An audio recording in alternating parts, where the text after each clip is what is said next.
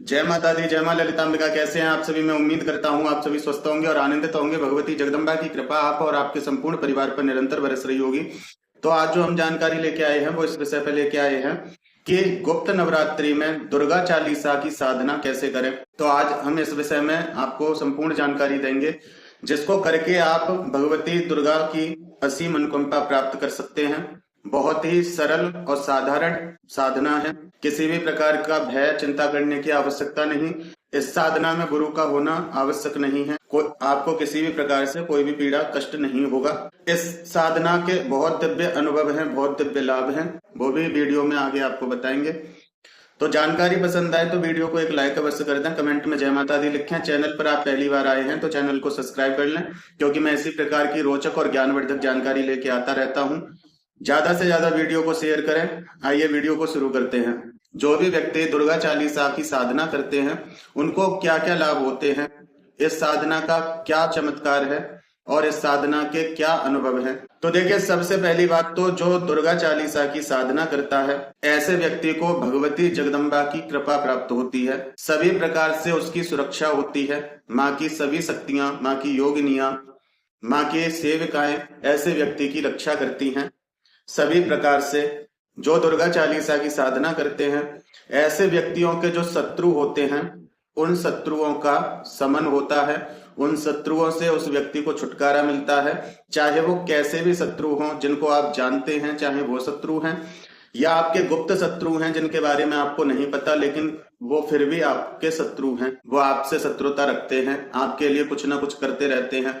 या फिर आपके अंदर बैठे शत्रु हैं। जैसे कोई प्रेत रोगी है तो वो प्रेत भी उसका शत्रु है, क्योंकि प्रेत कभी आराम तो देता नहीं, नुकसान ही करता है, तो वो भी आपका शत्रु है। इस साधना से उसके ऊपर भी वार होगा, जिसके कारण उसे आपका साथ छोड़ना पड़ेगा।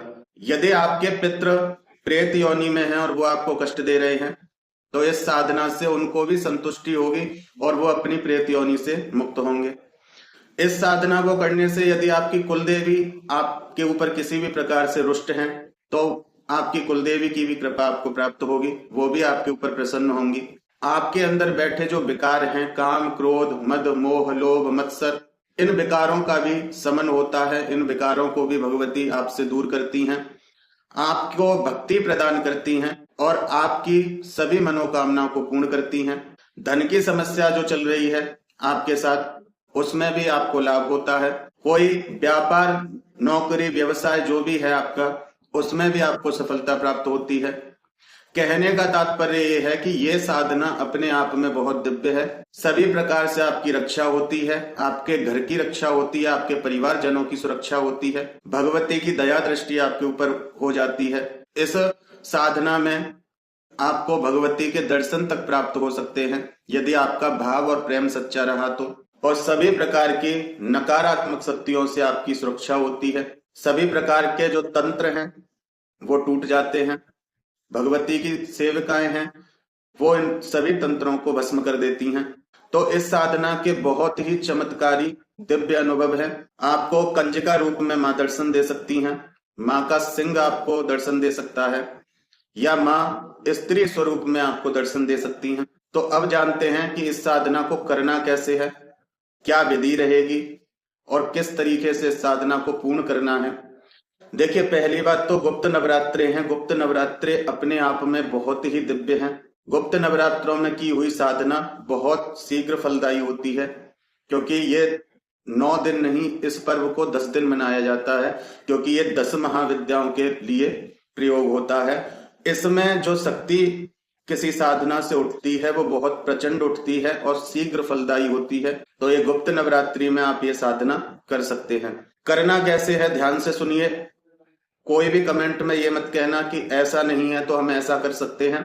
नहीं कर सकते हैं, मैं पहले ही बता देता हूं। जिस प्रकार से बताया जाए आपको उसी प्रकार से करना है। क्या करना है, देखिए, सबसे पहले माँ दुर्गा का एक विग्रह या चित्र आपके पास होना चाहिए। आपको सौम्य स्वरूप जो माँ दुर्गा का है, जो सिंह पे बैठी हैं मुस्कुराती हुई, वो स्वरूप आपको रखना है। और यदि आप शत्रु पीड़ा की वजह से साधना को करना चाहते हैं तो आपको महिषासुर मर्दनी का जो स्वरूप है, जो माँ जिसमें महिषासुर का वध कर रही हैं, वो स्वरूप आपको स्थापित करना है।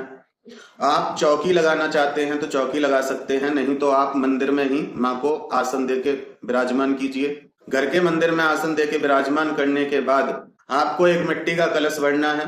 उसमें एक सुपारी, एक हल्दी की गांठ, एक का सिक्का, थोड़े से अक्षत, पुष्प, कुमकुम, ये उसके अंदर डालना है। थोड़ा सा इत्र डालिए, गंगा जल डालिए और उस कलश के पात्र में चावल भर दीजिए। उसके ऊपर एक पानी का नारियल रखिए जो जटा वाला आता है। उस पर अगर चुंदरी हो, माता की चुंदरी लपेटिए, नहीं है तो 7 बार कलावे से उसको लपेट लीजिए और आम के पल्लव लगा के उसको स्थापित कर दीजिए। ये कलश स्थापना हो गई।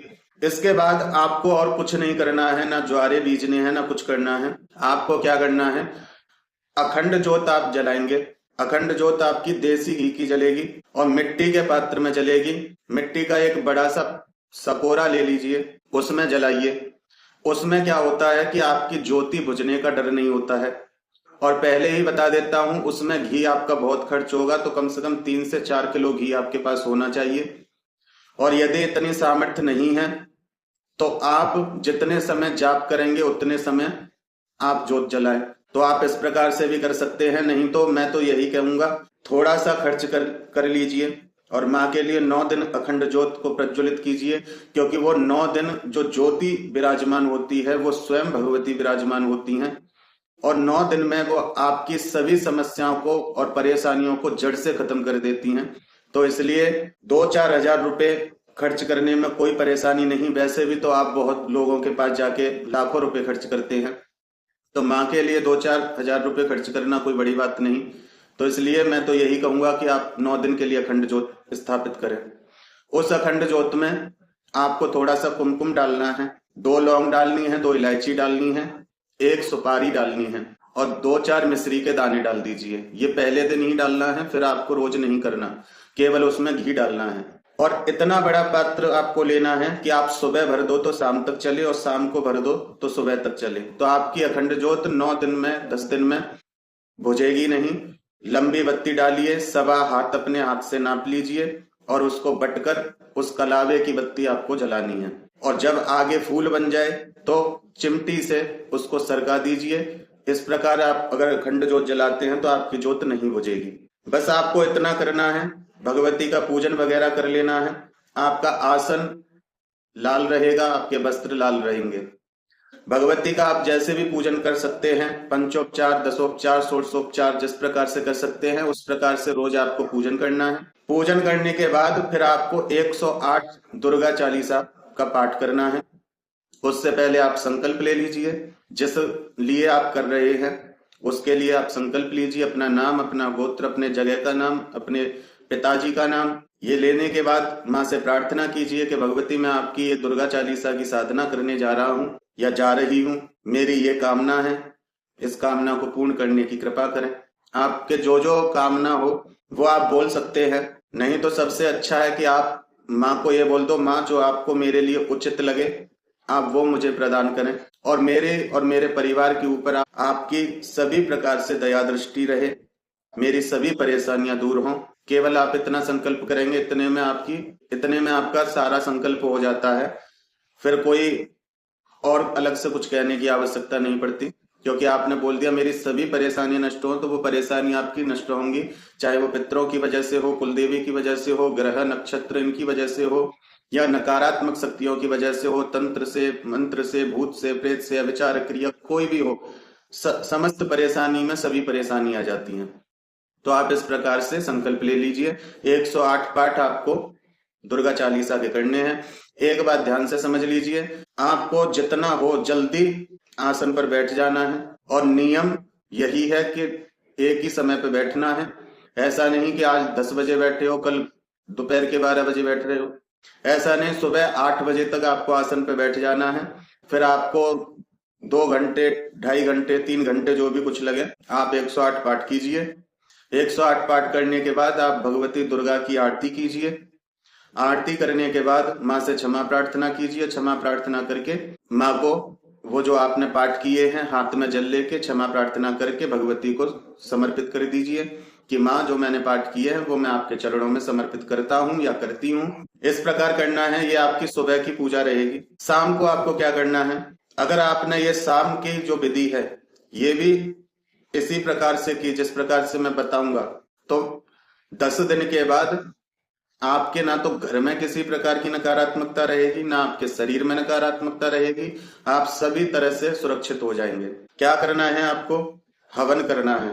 रात को 8 बजे से आपको हवन करना है। नॉर्मल हवन सामग्री रहेगी आपकी, जो भी मार्केट से मिलती है इकट्ठी ले आइए 2-4 किलो, क्योंकि 10 दिन हवन करना है। हवन सामग्री में आपको कुछ नहीं मिलाना है, केवल लाल चंदन का पाउडर। शॉप पे जाके आप कहोगे कि हमें लाल चंदन का चूरा दे दो, तो वो दे देगा। लाल चंदन का चूरा आपको मिलाना है। उसमें काले तिल, इंद्रजौ और चावल। चावल आपके साबुत रहेंगे, खंडित चावल नहीं होने चाहिए। उसमें बूरा मिला सकते हैं, थोड़ा सा मिला लीजिए। जैसे आपके 2 किलो हवन सामग्री है तो उसमें कम से कम आधा किलो आप बूरा मिला लीजिए। घी मिला सकते हैं उसमें, थोड़ा सा उसमें खुशबू के लिए घी मिला लीजिए। वैसे तो आप अलग से अग्नि को प्रज्वलित रखने के लिए घी डालोगे ही, थोड़ा सा उसमें भी आप मिला लीजिए। यदि आप शत्रुनाश के लिए कर रहे हैं तो आपको उसमें थोड़ी सी पीली सरसों मिला लेनी है। अब आपको आम की लकड़ी के अंदर कपूर रख के प्रज्वलित करना है, भगवती का ध्यान करते हुए। जो आपकी अखंड ज्योत जल रही है उसमें से कपूर पर ज्योति लीजिए और को प्रज्वलित कीजिए। यज्ञ की शुद्धि के लिए गंगा जल के छींटे लगाइए। छींटे लगाने के बाद आप भगवती से प्रार्थना कीजिए कि भगवती मैं आपके लिए हवन कर रहा हूँ, कर रही हूँ, स्वीकार करें। इस प्रकार बोलकर आपको पंचदेवों की आहुति देनी है। यदि आपके गुरु हैं तो गुरु की आहुति साथ में दे सकते हैं, नहीं तो पंचदेवों की आहुति दे। ओम गंगणपते नमः स्वाहा, ओम नमः शिवाय स्वाहा, ओम नारायणाय स्वाहा, ओम नवग्रह स्वाहा। इस प्रकार से ओम दुम दुर्गाय नमः स्वाहा, ये पंचदेवों की आप आहुति दीजिए। पंचदेवों की आहुति, गुरु की आहुति, पंचदेवों की आहुति, कुलदेवी कुल देवताओं की आहुति, इतना देने के बाद फिर आपको हवन प्रारंभ कर देना है। ज्यादा विस्तार में नहीं जाऊंगा मैं। और भैरव जी और हनुमान जी के लिए भी आप आहुति दें। ये 7 से 8 आहुति आप पहले दे लीजिए। फिर उसके बाद आपको दुर्गा चालीसा से ही हवन करना है। 11 दुर्गा चालीसा पाठ से आप हवन करेंगे। करना कैसे है? नमो नमो दुर्गे सुकर्णी, नमो नमो अम्बे दुखहरणी, ओम दुम दुर्गाय नमः स्वाहा। निरंकार है ज्योति तुम्हारी, तिहु लोक फैली उजियारी, ओम दुम दुर्गाय नमः स्वाहा। शशि ललाट मुख महाविशाला, नेत्र लाल भ्रकुटी विकराला, ओम दुम दुर्गाय नमः स्वाहा। इस प्रकार से आपको आहुति करनी है 11 दुर्गा चालीसा से। और 11 दुर्गा चालीसा से आहुति करने के बाद फिर आप एक सुपारी ले सकते हैं। उस सुपारी से आप पूर्णाहुति कर दें। पूर्णाहुति करने के बाद भगवती की आरती करें, क्षमा प्रार्थना करें। क्षमा प्रार्थना करने के बाद आप अपने आसन के नीचे थोड़ा जल डालें। उस जल को अपने मस्तक से लगाएं, तब अपना आसन छोड़ें। यही प्रक्रिया सुबह आप 108 पाठ कीजिए और शाम को 11 पाठ का आप हवन कीजिए। ये प्रक्रिया आपकी 10 दिनों तक चलेगी। 10वें दिन जब आप हवन करोगे रात्रि में, तो उस दिन पूर्णाहुति आपको गोले से करनी है, जो गिरी का गोला होता है।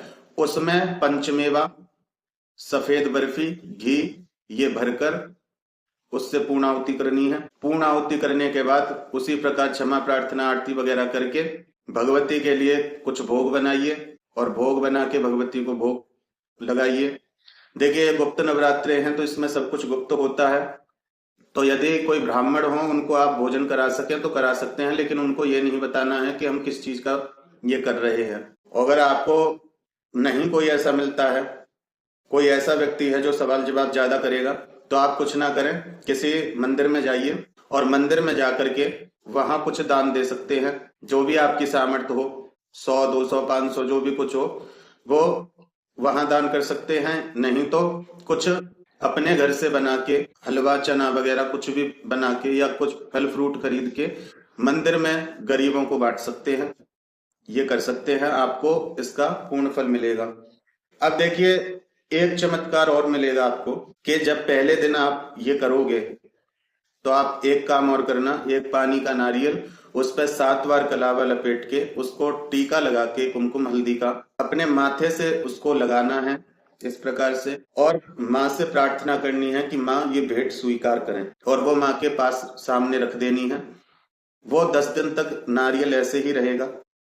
अगर आपका भाव सच्चा रहा, प्रेम सच्ची रही, तो वो नारियल चटक जाएगा, इसका मतलब है भगवती ने भोग स्वीकार कर लिया और आपके सभी संकटों का नाश कर दिया। और यदि ऐसा नहीं होता है तो निराश होने की बात नहीं है, भगवती ने वो आपके लिए छोड़ दिया है। तो 10 दिन जब पूर्ण हो जाए, जब आप विसर्जन वगैरह करोगे, तो उस नारियल को आप उठा के रख लीजिए। ये आपकी पूजा का फल है जो 10 दिनों तक आपने पूजा की है। ये केवल आपको खाना है और किसी को इसमें से नहीं देना है। जो कलश वाला नारियल है वो विसर्जन के लिए जाएगा। कलश वाला नारियल कभी खाया नहीं जाता है, क्योंकि कलश पे जो नारियल स्थापित होता है वो 9-10 दिनों में हमारे घर की नकारात्मक शक्तियों को अपने अंदर समेटता है, जिसके कारण कभी कभी चटक भी जाता है बहुत से लोगों का खराब भी हो जाता है। तो वो हमें विसर्जन करना होता है, उससे कभी खाते नहीं है। लेकिन जो माँ को समर्पित किया है उस नारियल को आप खाएं, क्योंकि वो आपकी भक्ति का, पूजा का फल है, उसको आप ग्रहण करेंगे। जहां आप साधना करोगे आप वहीं उसी कक्ष में सोओगे, माँ के पास सोओगे, जो अखंड ज्योत जल रही है उसके पास सोओगे। आपको अनुभव होंगे। अनुभव जो हो आप किसी से शेयर ना करें, उनको अपने तक सीमित रखें और उनका मतलब जानने की कोशिश करें कि ये मुझे इस प्रकार का स्वप्न आया है, इसका क्या तात्पर्य है। लेकिन ना तो किसी से पूछें आप, जैसे आप लोग कमेंट करके पूछते हैं कहीं भी या मुझसे, तो उन अनुभवों को शेयर ना करें, क्योंकि अगर अनुभव आपने शेयर किए तो आपके अनुभव बंद हो जाएंगे। उनको शेयर ना करें और माँ से प्रार्थना करें। यदि आपकी समझ में भी नहीं आ रहा है तो माँ से प्रार्थना करें कि माँ इसका मतलब मेरी समझ में नहीं आया, मुझे समझाइए। तो उसका भी समय आने पर आपको उत्तर मिल जाएगा। ये दुर्गा चालीसा साधना की विधि रहेगी। इसी प्रकार से आप करना, आपको भगवती की कृपा अवश्य प्राप्त होगी। तो मैं उम्मीद करता हूं कि मेरे द्वारा दी हुई जानकारी आपको समझ में आई होगी और पसंद आई होगी। जानकारी पसंद आई है तो वीडियो को एक लाइक अवश्य कर दें, कमेंट में जय माता दी लिखें। चैनल पर आप पहली बार आए हैं तो चैनल को सब्सक्राइब कर लें। फिर मिलते हैं एक ऐसी ही वीडियो में एक नई जानकारी के साथ। तब तक अपना और अपने परिवार का ध्यान रखें। भगवान की भक्ति करें, निरंतर भक्ति करें और भक्ति पथ पर आगे बढ़ते रहें। जय माता दी, जय मां ललितांबिका।